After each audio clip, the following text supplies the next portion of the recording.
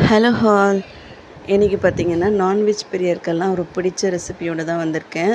So chicken momos எப்படி செய்யுதுன்னு பார்க்கலாமா? அப்படியே ரெஸ்டாரண்ட் ஸ்டைலில் இருக்கும். ஸோ வீடியோ ஸ்கிப் பண்ணாமல் ஃபுல்லாக பாருங்கள். இதை செய்கிறதுக்காக ஃபஸ்ட்டு வந்துட்டு ஒரு 1/2 கிலோ சிக்கனை பிரஸ்ட் பீஸாக வந்து வாங்கிக்கோங்க. இதை வந்துட்டு ஸ்லைஸாக கட் பண்ணி எடுத்துக்கலாம். நீங்கள் அப்படியே வந்துட்டு கோர்ஸாக இதை அரைச்சி எடுத்துக்கணும். போல் எல்லா பீஸஸும் எலும்பே இல்லாமல் சேர்த்துக்கோங்க. போன்லெஸ்ஸாக செய்யும்போது சாப்பிட அவ்வளோ ஸ்மூத்தாக இருக்கும். ஸோ இதை வந்துட்டு சாப்பில் போட்டு இது மாதிரி கோர்ஸாக அரைச்சி எடுத்துக்கலாம். இந்த மாதிரி இருக்கணும். இப்போ பார்த்திங்கன்னா இதை வந்து ஒரு பவுலில் ஆட் பண்ணிவிடுங்க. இது கூடவே ஒரு சில பொருட்கள்லாம் வந்துட்டு நம்ம ஆட் பண்ண வேண்டியிருக்கும். ஸோ அது என்னென்னு ஒன்று பார்க்கலாம்.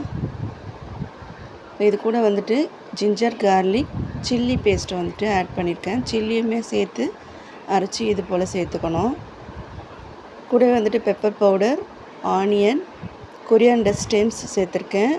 நீங்கள் ஃபுல்லாக அதை வந்து ஸ்டெம்ஸாக சேர்த்திங்கன்னா நல்லாயிருக்கும். நெக்ஸ்ட்டு ஸ்ப்ரிங் ஆனியன் இருந்தாலும் அதோட ஸ்டெம்ஸும் சேர்த்துக்கலாம். என்கிட்ட இல்லை, ஸோ நீங்கள் இருந்தால் சேர்த்துக்கோங்க. நெக்ஸ்ட்டு வந்துட்டு சோயா சாஸ், இதுக்கு தேவையான சிக்கனுக்கு தேவையான உப்பு சேர்த்துக்கோங்க. சேர்த்து இந்த மாதிரி பிசைஞ்சு ஒரு பக்கம் வச்சுருங்க. அது வந்துட்டு ஒரு 1/2 ஹவராவது ஊறட்டும். நெக்ஸ்ட்டு இதுக்கு கோட்டிங்க்காக மைதா மாவு எடுத்திருக்கேன். உப்பு சேர்த்து இந்த மாதிரி நல்லா பிசைஞ்சு 1 ஹவராச்சும் இது ஊறணும். இப்போ தான் பார்த்திங்கன்னா மாவு வந்துட்டு நல்லா நமக்கு எக்ஸஸாக கிடைக்கும். ப்ளஸ் வந்துட்டு ஸ்டஃபிங்க்கும் ரொம்பவே சாஃப்டாக இருக்கும். ஸோ இதை வந்துட்டு நல்லா 1 ஹவர் கிட்ட ஊற வச்சுட்டு ரவுண்ட் ஷேப்பில் சின்ன சின்ன பால்ஸாக எடுத்து இந்த மாதிரி திரட்டி எடுத்துக்கோங்க. இப்போ நம்ம ரெடி பண்ணி வச்சுருக்கிற ஸ்டஃபிங்கை வந்துட்டு சேர்த்துட்டு இந்த மாதிரி ஃபோல்டு பண்ணி எடுத்துக்கோங்க. உங்களுக்கு பிடிச்ச ஷேப்பில் நீங்கள் ஃபோல்ட் பண்ணிக்கலாம். நான் வந்துட்டு இன்றைக்கி இந்த மாதிரி ஃபோல்ட் பண்ணுறேன். நீங்கள் ரவுண்ட் ஷேப்லேயும் ஃபோல்ட் பண்ணிக்கலாம். That is your choice. இப்போ எல்லா மோமோஸையும் இந்த மாதிரி ஃபோல்ட் பண்ணி எடுத்து வச்சுக்கணும். இப்போ வந்துட்டு நான் இட்லி பாட்டை வந்துட்டு ஒரு 5 மினிட்ஸ் கிட்ட ப்ரீ ஹீட் பண்ணி வச்சுருக்கேன்.